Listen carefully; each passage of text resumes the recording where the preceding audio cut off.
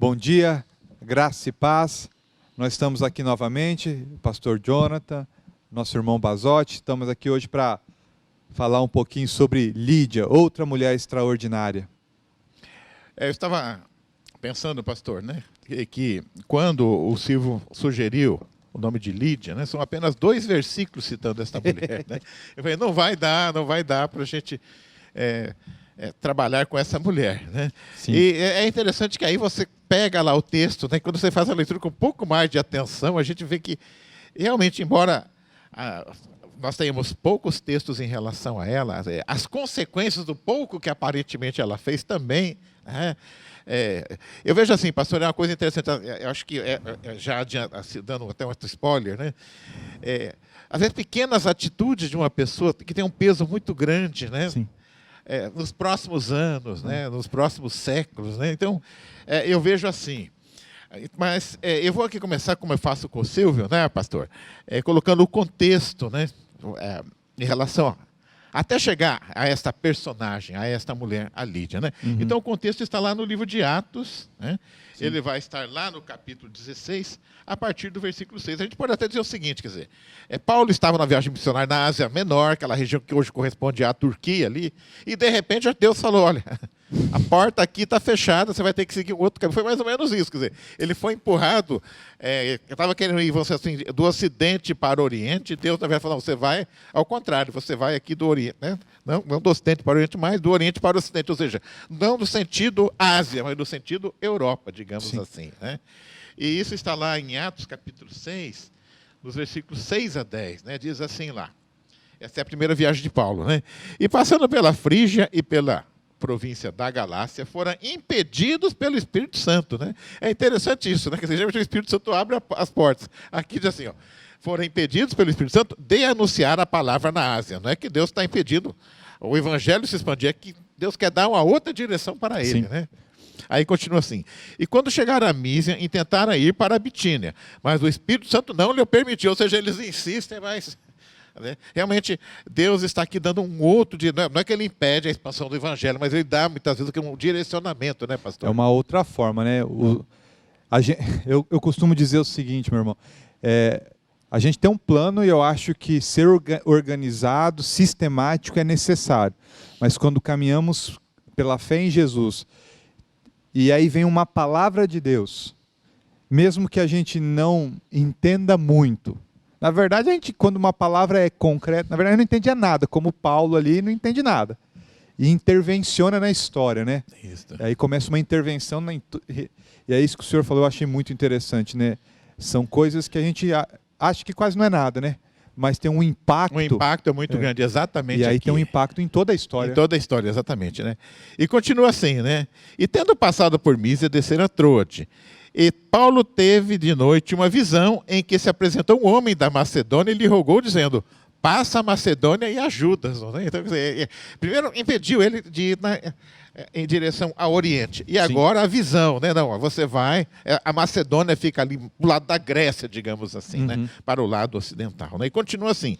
E logo depois dessa visão, procuramos partir para a Macedônia, concluindo que o Senhor nos chamava para lhes anunciarmos o Evangelho. Ou seja, depois de todas essas, né, depois dessa visão, a conclusão, né, vamos então, já que Deus não quer que nós vamos para a região, né, oriental, vamos para onde Deus está nos mandando. Na verdade, aqui o Espírito Santo está falando, olha, não vão agora para a Ásia, vocês vão para a Europa, né, porque aquele ponto que eles estavam ali é uma região entre os 2 continentes. Né? Sim. E foram levados à porta da Europa, né? Exatamente, né? Exatamente. Aqui, pastor, é muito importante nós entendermos o contexto, né? E Paulo tinha o seguinte costume: quando ele chegava numa cidade nova, ele primeiro pregava aos judeus e ele procurava ir à sinagoga. Geralmente a sinagoga funcionava aos sábados, né? Sim. Porque até, pelo que eu verifiquei, os judeus eram muito orgulhosos. Se algum pregador não fosse a eles primeiro, já tinha queimado com ele, já estava queimado. Então, quer dizer, se fosse aos gentios primeiro, eu falei, não, aqui não. Isso, então, quer dizer, eles faziam a questão de ser os primeiros a receber qualquer tipo de mensagem. Então, Paulo seguia, né, esta linha, mas o que aconteceu? Quando eles chegaram a Filipos, na cidade de Filipos, na Macedônia, não havia lá uma comunidade judaica, não havia uma sinagoga. Né? Não estava organizada ali. Organizada. Pelo que eu entendi, para organizar uma sinagoga, você tinha que ter pelo menos 10 judeus. Todos com mais de 13 anos, que 13 anos é a idade mínima para se considerar um adulto naquela cultura.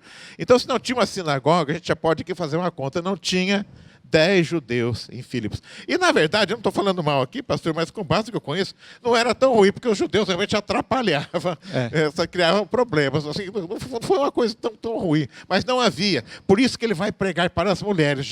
O raciocínio é esse, já que não há homens judeus aqui, Paulo era bem, né, assim, regrado na linha de pensamento. Então eu vou pregar para as mulheres judias. Aí ele vai levar a mensagem às mulheres judias, né? E aqui, pastor, eu acho interessante em Atos 16, né, onde vamos chegar a Lídia, né? Ele diz assim, Atos 16, no versículo 12 e 13. E dali para Filipos, que é a primeira cidade desta parte da Macedônia, e é uma colônia. Né? Aqui fala colônia, eu entendo que é uma colônia romana na época. Né? O governo romano estava ali, em cima daquela cidade, apesar de não estar geograficamente tão colado, assim podemos dizer. Isso. Aí diz assim, eles chegaram, e aí o texto diz assim, estivemos alguns dias nesta cidade. Quer dizer, eles chegaram, esses alguns dias, deve ter chegado uma terça, quarta-feira. Então, quer dizer, eles esperaram o sábado para ver se tinha algum evento judaico, né? Alguma festa. Alguma festa, alguma coisa, né? Quer dizer, então, o Paulo ele tinha saído do judaísmo, ele era muito cuidadoso em relação aos costumes. Ele foi criado dentro do judaísmo, né? Então veja que ele mantém essa tradição, né? Mas e aí continua assim. E no dia de sábado saímos para fora das portas, para a beira do rio, onde se costumava fazer oração. E assentando-nos, falamos às mulheres que ali se ajuntaram. Ou seja, já que não há homens judeus, né? Mas havia um grupo de mulheres. Havia um grupo de mulheres judaicas, judias, né? Judias. Que se reuniam, estavam ali fazendo as suas orações. E entre elas estava, hoje, a Lídia. A Lídia. A Lídia, né? E é interessante, pastor, né, que quando fala em Lídia aqui, aí nós chegamos, então, num dos poucos versículos, né, onde o nome de Lídia é citado, que é o versículo 14. Né? Diz assim, e uma certa mulher chamada Lídia, vendedora de púrpura da cidade de Tiatira. Aqui eu quero fazer um parênteses, né? Inclusive, nas 7 cartas lá em Apocalipse, uma das cidades é Tiatira. Tiatira ficava ali na região equivalente à Turquia hoje. E na época, aquela região era chamada de Lídia. Então você tem Lídia, é toda uma região que é a parte ocidental da Turquia, né? E Lídia, a mulher, né? Sim. Então, um nome geográfico e um nome de pessoa. Então, o que eu acho interessante aqui, a gente sabe que nessa época a mulher ela era muito discriminada, ela tinha pouco valor, mas Lídia foge completamente à regra. Lídia aqui dá a entender que ela é uma mulher empresária, né? Porque diz assim, né, ó, vendedora de púrpura. E nós sabemos que Tiatira produzia uma púrpura de alta qualidade, que era lá um material de cor vermelha ou roxa, que era de um caramujo, inclusive. Né? Sim. E esse tipo de tecido, né, com essa tinta, com essa púrpura, era caríssimo. Né? Então, a ideia que me dá é que Lídia, assim, como empresária, né, ela está em Filipos, eu não sei se ela estava morando lá, né, mas ela tinha uma residência lá. E fica assim implícito que ela era uma mulher bem de vida, né? Uma boa posição financeira, comparado com aqueles... Porque nós sabemos que o cristianismo, quando começou, eles eram muito sem recursos. Né? O próprio Paulo, que era rico, perdeu tudo quando se tornou cristão. Né? Mas, assim, então, é uma das primeiras personagens que nós temos com uma certa posição financeira, pelo menos com uma casa, né, suficiente para receber, né, um grupo de pessoas como hóspedes. E empreendedora, né? Se você pensar nesse contexto de uma mulher que... ela foge do padrão, mas você pensar uma mulher empreendedora, uma mulher que está à frente, já foge do padrão. E aí, possivelmente, né? Isso. Ela foge ao padrão da mulher da Bíblia. Da mulher da Bíblia. E aí, possivelmente, já que era empreendedora, como trabalha com um produto de alto custo, né, um produto de alto valor, possivelmente aí não se fala do seu marido, em nenhum momento tem nada explícito do seu marido. Nada. Então, demonstra que ela tinha muito recurso. Isso. Algo bem... E ela era respeitada, porque, veja assim, o fato dela estar com as mulheres judias orando junto, isso é sinal que ela tinha uma aceitação pelo grupo, porque também havia uma exigência. Quer dizer, ela não era uma mulher assim... Quer dizer, provavelmente ou ela era viúva ou ela era solteira. Né? Uhum. Mas ela tinha uma respeitabilidade, né, suficiente para estar ali com aquele grupo de mulheres orando. Né? E o que eu acho bacana aqui é que o texto não deixa claro se ela era judia ou não. Ela estava com as mulheres judias, porque o texto continua assim, no Atos 16, 14, né? Continuando a leitura. Então, já li, uma certa mulher chamada Lídia, vendedora de púrpura da cidade de Tiatira, e que servia a Deus. Então, eu acho bacana que o autor não está preocupado se ela seguia rigorosamente o judaísmo, se ela era de origem judia. Ele coloca aqui aquilo que eu acho que é o mais importante, né? Não importa se ela era descendente dos judeus, se ela seguia rigorosamente, quer dizer, ela era uma mulher temente a Deus, num mundo que era politeísta. A origem dela, né? Lá na terra dela, Tiatira, quer dizer, toda aquela região, né, havia cristãos já, mas era uma área que predominava o politeísmo, quer dizer, ela está aqui num grupo que expressa uma religião monoteísta. Então, eu acho que isso para mim é muito importante, até o fato de não identificar se ela era judia, eu acho que o mais importante não é a religião oficial dela, Sim. mas que ela já era uma mulher que tinha um temor a Deus, né? Uma mulher que estava procurando, digamos assim, porque ela não tinha encontrado a verdade. Tá perto, E essas nuances, se era ou não era, nesse momento não dá para ter certeza de nada, porque não tinha religião judaica organizada, uma vez que não tinha sinagoga. Mas não tinha aquela religião cristã organizada também nesse momento, sim, né? Não, nem a fé cristã. E aí o interessante é que, como o senhor pode demonstrar um pouquinho mais à frente, que ela recebe a palavra, né? Então, eu acho que aí começa, se era ou não, o importante é que recebeu. Como não importa para a gente, importa que a gente recebamos a fé. Aqui tem um texto aqui, pastor, que aí, eu não vou entrar numa discussão, mas isso que pode dar uma margem a uma interpretação e uma linha que realmente assim eu não concordo muito, porque continua assim. E o Senhor lhe abriu o coração para que estivesse atenta ao que Paulo dizia, né? Então, assim, eu já vi essa interpretação, é Deus quem abre o coração. Eu, particularmente, eu vejo da seguinte maneira, com base na própria Bíblia. O ponto de partida para entender e Deus, né, abrir o coração, é que Deus não faz acepção de pessoas. Ok. Então, ela estava lá com outras mulheres, né? Sim. Então, eu entendo assim, Deus não atua assim, fala, olha... Deus não rejeita. Vai pregar lá para olha, mas aquela mulher vai tudo para o inferno, só tem uma ali que eu fui com a cara dela. Deus não trabalha assim, né? Quer dizer, Deus faz acepção dos seus atos, da sua intenção, da sua maneira de agir. Mas Deus não tem essa característica. Ele é oriental, eu não gosto muito de oriental. Não, olha, ele é lá ele é galileu, eu não gosto muito de galileu. Não existe isso. Quer dizer, Deus não faz acepção. Isso tem uma base bíblica. Eu até selecionei 3 versículos aqui, chaves, pastor, para deixar bem claro. Uma característica, Deus tem várias características. Deus é amor, Deus é misericórdia. Deus é paciente, Deus é longânimo, mas essa é uma característica que nós não podemos esquecer. Deus não faz acepção. Quando Caim e Abel fez aquele sacrifício, não é que Deus achou o Abel mais bonitinho que o Caim, não. A forma como o Abel fez, preparou tudo aquilo com amor. Então Deus fez uma diferenciação, mas não foi da pessoa. Foi dos atos. Mas foi dos atos. Então Deus faz acepção dos atos, né?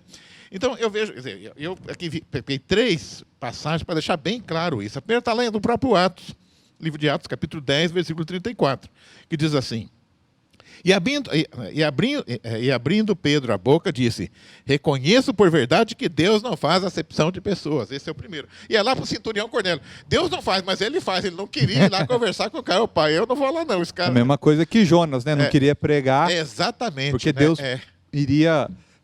Jonas fala para Deus, mas se eu for lá pregar, eles vão se arrepender. Isso. E eu odeio eles. Eu odeio esse pessoal. Exatamente. Né? Aí uma outra é Romanos, capítulo 2, versículo 11. Diz assim, porque para com Deus não há acepção de pessoas. E para fechar mais 3 é o suficiente, Tiago, capítulo 2, versículo 1. Meus irmãos, como crentes em nosso glorioso Senhor Jesus Cristo, não façam diferença entre pessoas, tratando-as com favoritismo. Então, quer dizer, eu vejo assim, pastor, essa questão de se Deus abrir o coração. Eu vejo assim, Deus quer abrir o coração de todo mundo. Né? Até o criminoso Caim, ele acabou de matar o irmão, voltando a Caim, né? Deus vai lá, né? Onde está teu irmão? Quer dizer, Deus está procurando ver se resolve aquilo. Né? Então a gente vê também que Deus não se alegra com a morte do ímpio, com a condenação do ímpio. Então Deus ama a todos. Não entendo assim. Deus abriu o coração de Lídia, assim, mas eu acho assim, ela fez uma abertura, quer dizer, ela já era uma mulher temente a Deus, né? E então, outra, porque Deus trabalha. Só num conceito, na própria teologia wesleyana, a gente vai entender da graça preveniente.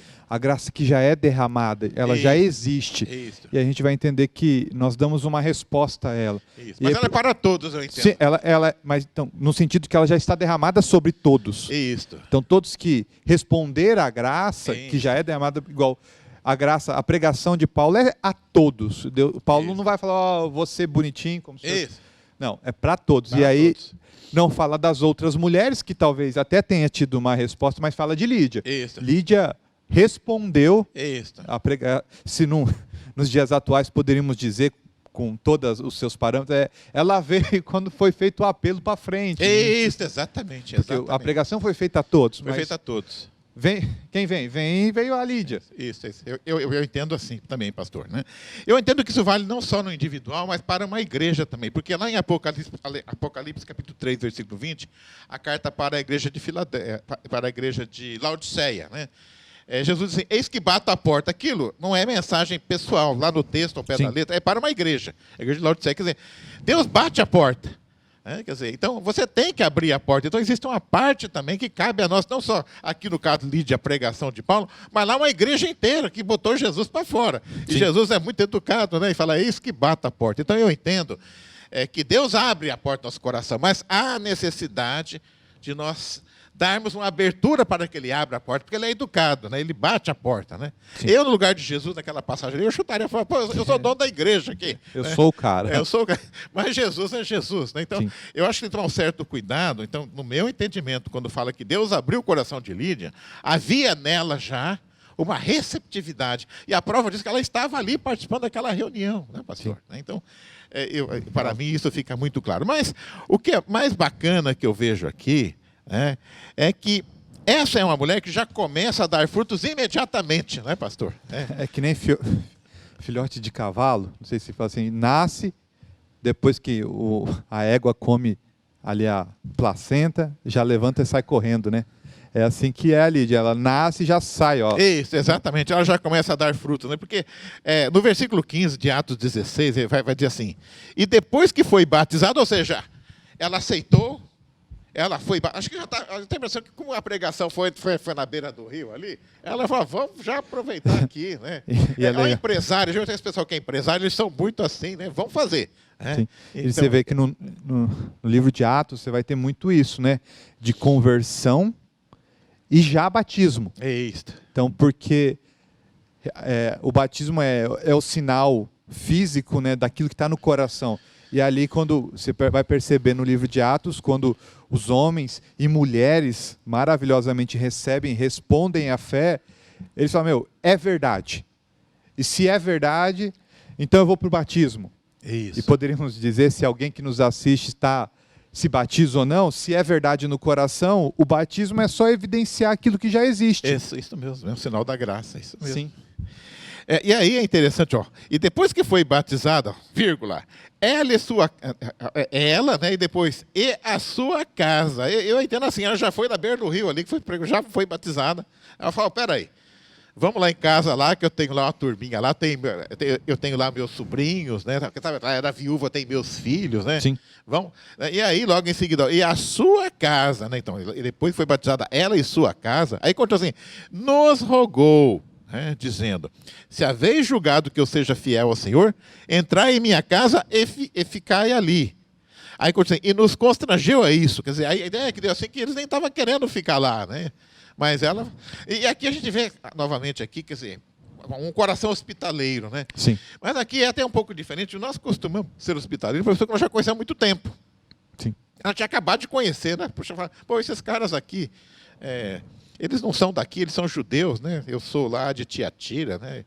Eu nunca vi eles, gostei da mensagem, né? Mas pregando uma fé diferente. isso, quer dizer, então ela está na fé, mas assim, quer dizer, ela já abre a casa dela, né? Então, quer dizer, isso mostra assim como que ela aceitou essa fé, não só aquela fé, mas aquelas pessoas estranhas, digamos assim, para ela, de uma outra cultura, com outro sotaque, com outros costumes, né? Sim. Então, eu vejo aqui essa outra característica dela. Primeiro, uma fé prática, uma fé que dá frutos imediatamente, e um coração hospitaleiro, né? Recebe a fé e fala, vamos que vamos.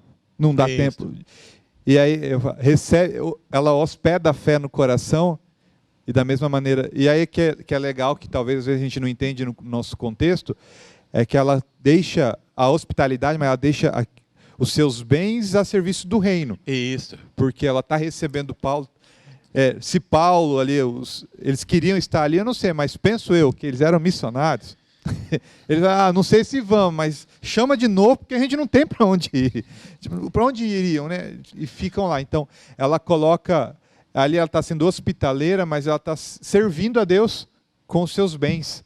Isso é maravilhoso. Recebe a fé salvadora, que tira ela na espiritualidade, né, do mundo do inferno para a maravilhosa luz, e agora tudo aquilo que ela tem se torna a serviço do reino, que ela está hospedando ali. Poderíamos dizer assim, incubando a mensagem que iria se espalhar por toda a Europa, né? Começa ali um movimento de incubação, porque começa na casa dela ali, né? Bom, Lídia é tida como a primeira mulher europeia a se converter ao cristianismo. Na verdade, ela não é europeia. É interessante que ela é lá da região de Tiatira, né? Mas ela é considerada, né? Não sei se ela estava morando definitivamente em Filipos, né? Mas veja só o tamanho da bênção. Ninguém tem noção do tamanho da bênção de Deus, né? Eu não tinha a menor ideia do que ela estava apoiando, a semente que ela estava lançando ao receber aqueles homens. Sim. Para ficar. Porque é o seguinte, o cristianismo era muito precário, não tinha recursos, quer dizer, havia uma dificuldade muito grande, né? Sim. Às vezes ele tinha que sair fugido de um lugar para outro, né? Então o que nós sabemos? Ela é a primeira conversão, depois a casa dela, né? Mas a Europa vai se tornar, né, muito rapidamente um centro do cristianismo. Então essa história se passa, estima-se que foi por volta do ano 50. Né? Então, nós estamos em 2020, né? Quer dizer, vamos colocar 2.000 anos para arredondar, né? Mas ao longo desses 2.000 anos, né, praticamente a maior parte desse tempo, a Europa foi o grande celeiro do cristianismo. Sim. A própria Igreja Católica Romana tem a sede até hoje lá, né? Sim. Em Roma. Tem a Católica Ortodoxa, que está espalhada por toda a Europa. Aí você tem as protestantes, né? Os luteranos, os calvinistas, os metodistas. Depois, essas missões da Europa, elas vêm para a América do Norte na primeira fase, né? Sim. Depois elas descem da América do Norte para a América do Sul, né? Por volta de 1850 começa, né, os missionários, né, presbiterianos, metodistas virem para cá. Então, quer dizer, é uma bênção, né, que ela reverbera, né? É lógico que eu entendo assim, o cristianismo teria crescido na Europa de qualquer forma, né? Era plano de Deus, né? Mas ela, com esse pequeno ato, ela alavancou, né? Quer dizer, ela assim, já tinha semente lá, né? Ia ter que esperar chover daqui 6 meses. Ela foi lá e já colocou a água, a planta já começou a crescer. Então, é uma atitude muito simples, né? Mas que tem uma consequência em termos de história do cristianismo muito grande. No domingo passado a gente viu Sara, né, decidindo seguir Abraão, né, e com uma certa vacilação, mas ficando firme na promessa de ser a mãe de uma grande nação. E a consequência de tudo isso, né? Agora, hoje, aqui com Lídia, né, nós vemos a mesma coisa, uma atitude de receber alguém. Sim. Né? E o extraordinário que veio a ser o que é o cristianismo através da vida de Lídia, ele acontece através de pequenos atos, pequenas ações, né, de fé. Então, o extraordinário acontece quando somos fiéis a Deus, porque é isso que Lídia é. Ela recebe e ela não precisou fazer nenhum curso na igreja de mordomia, de diaconia, não precisou fazer curso de nada. Ela já entendeu que o evangelho era para ela, para sua casa, para tudo aquilo que ela tinha, né? Às vezes a gente passa uns longos anos para aprender essa premissa. E olha, o ordinário, né, o extraordinário aconteceu na vida dela através do ordinário, que supostamente é tão simples. E está aí. Chegou na Europa, como o senhor retratou, né, todo esse caminho das missões aí que vem. Eu tenho aqui um livro, né, chama Poeira, Lama, Fé e Esperança. Muito bom, eu que escrevi esse livro, né, que na verdade é baseado nas atas da nossa igreja. Eu acho assim, quando a gente fala assim de mulheres que deram grandes contribuições, ao ler os livros de atas de nossa igreja dos anos 50, né, o que a gente vê aqui é que aquela mulherada realmente assim era muito ativa, muito trabalhadora, né? Eu encontrei no livro de atas, né, no livro de atas da igreja aqui, da Sociedade de Senhoras, ó. A data, 15 de abril de 1954, vai fazer 70 anos daqui a pouquinho, né? 15 de abril de 1954. Está escrito assim: a presidente exortou as sócias a fazerem propaganda para a missionária japonesa que vem fazer trabalho nos dias 19, 20 e 21 de abril de 1954. Quem que é essa missionária japonesa? É a Sumiko Miyamoto. Né? Quer dizer, a gente hoje vê o Japão como um país rico, mas quando essa missionária, Sumiko Miyamoto, chegou aqui em 54, o Japão estava saindo da Segunda Guerra Mundial. Tinha lá Hiroshima destruído, país Nagasaki. quebrado. Então, quer dizer, e a gente sabe que ela chegou aqui numa condição muito precária. Em outros textos que não está aqui, né, eu li lá que as mulheres fizeram uma vaquinha para comprar uma cama, arrumar um quartinho para ela ficar. Né? Então, ela chegou aqui no Brasil, essa missionária, numa condição muito precária. Né? Mas, quer dizer, o apoio que a igreja cedeu o terreno aqui, que eles construíram aqui, né, do lado aqui, né, foi durante muitos anos o trabalho dela, a melhor escola infantil de Maringá. Meu filho até estudou quando era criança lá. Né? Então, quer dizer, a pessoa chega, né, num outro país e é acolhido. Então, quer dizer, essa pequena atitude dessas senhoras, há quase 70 anos atrás, de acolher essa missionária, que chama aqui de missionária japonesa, nem sabia o nome, né? Arrumar um lugar para ela ficar, comprar uma cama para ela. Né? Quer dizer, então, todo esse aparato depois se tornou uma missão que, durante mais de 50 anos, toda a Maringá conhece o trabalho do Luz Amor. Né? Então, temos aqui o Instituto Luz Amor, o Lar Cristo Rei, e até uma das nossas igrejas da Zona 4 é chamada de Luz Amor. Então, tudo, quer dizer, acontece, mas às vezes a gente esquece lá dos primórdios, né, que aquele missionário, quando chegou. Né? Então, a nossa igreja tem essa tradição. Até aqui, aproveitando, ó, né, há um pastor muito conhecido aqui em Maringá e conhecido em todo o Brasil, que é o Newton Tuller. Né? E também, ó, aqui, ó, no livro de Atos das Mulheres, ó. 1º de outubro de 1961, diz assim: estará conosco dia 28, a convite de nossa sociedade, o jovem Newton Tuller. Né? Ele era jovem em 61, passados 60 anos, ele deve estar aí com uns 85, mas está aí ainda, está firme. Né? Então a igreja recebe aqui, ele era evangelista na época. Então, esse acolhimento, né, que as igrejas fazem, né, que é esse amor, né, que é representado aqui por Lídia, né, nessa passagem, no início ele é muito importante, que aquele início, a pessoa está chegando, está começando. Né? Então, já assim, caminhando para o encerramento, eu fiz até aqui, pastor, algumas lições que nós podemos aprender com Lídia. Né? Então, 2 versículos só na Bíblia, né, dessa mulher. Né? Só para fechar aqui, lembrando então que há um outro aspecto que tem que ser lembrado aqui. Na época, acolher cristãos não era um negócio muito legal, não, porque os cristãos eram perseguidos. Tanto é que, num dado momento lá, Paulo e Silas vão ser presos. Sim, né? sim. E eles vão passar uma noite na cadeia, vão serem açoitados. Né? E até a última referência a Lídia, aqui em Atos 16:40, que é o último versículo, diz assim: e saindo da prisão, entraram em casa de Lídia, e vendo os irmãos, os confortaram e depois partiram. Então a ideia que dá é que Paulo e Silas presos, está todo mundo na casa preocupados com eles. Né? Então eles, antes de seguir viagem, retornam, né, à casa de Lídia. Então a gente vê que a casa de Lídia era uma base realmente já ali para os cristãos. Mas não era assim muito legal receber cristãos. Havia perseguição. E ela, inclusive, não era um habitante local. Né? Na verdade, ela era lá de uma outra região. Isso é até um agravante, digamos assim. Ela não era natural da Macedônia. Né? Então, a atitude dela receber, de hospedar, tem esse peso a considerar também. Ela podia até correr e falar: olha, vai embora daqui, né? Você está criando problema para nós. Sim. Aqui. Né? Então, tudo isso a gente tem que levar em conta. Mas já encerrando então, pastor, né?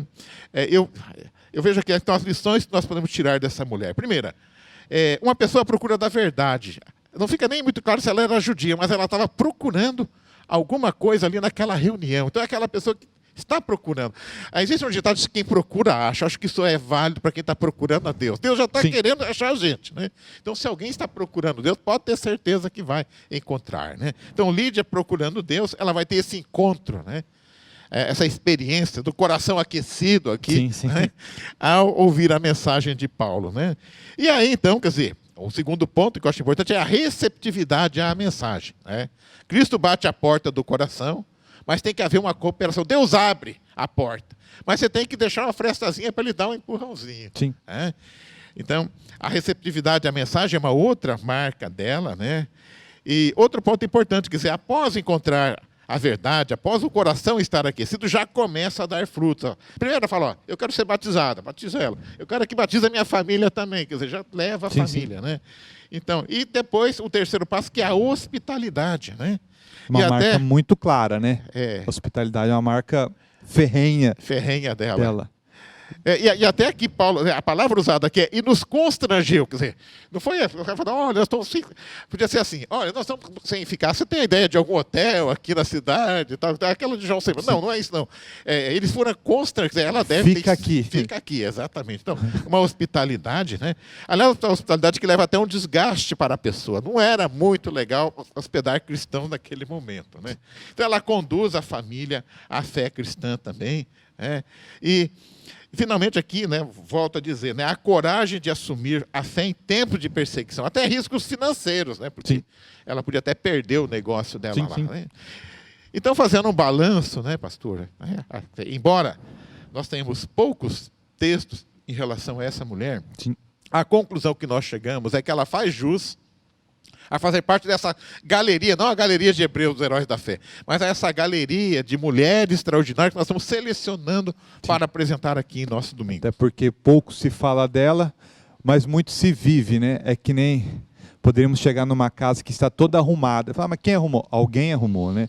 Como o evangelho. Por que o evangelho chegou? Porque alguém deu lugar a ele na Europa e a partir da Europa chegou até nós. Isso. Então, Pastor, eu tenho visto tantos exemplos assim de pequenas atitudes dando frutos, né? Eu tive lendo também nessas atas da Sociedade de Senhoras, né? Elas fazendo campanha para comprar um terreno aqui. Então, na época, elas não tinham renda. Hoje as mulheres trabalham fora, né? Então, como elas não tinham renda, elas faziam aquelas campanhas, bazares, né? E na época, hoje um terreno aqui vale uma fortuna em frente ao Parque do Ingá. Hoje está ficando a área mais nobre da cidade, com prédios aqui. Mas na época aqui não valia nada, era pouquinho, né? Era preço de uma bicicleta comprar um terreno aqui. Mas elas faziam campanhas, quer dizer, faziam assim, então, assim, sentava, elas juntaram dinheirinho para ajudar a comprar o terreno. Esses terrenos que nós temos aqui hoje. Então, hoje, o valor que isso aqui tem, mas há 70 anos atrás, não valia nada, né? Então, quer dizer, o que a gente vê é que como que tudo se multiplica na obra de Deus, né? Eu queria aqui encerrar a minha parte, pastor, né?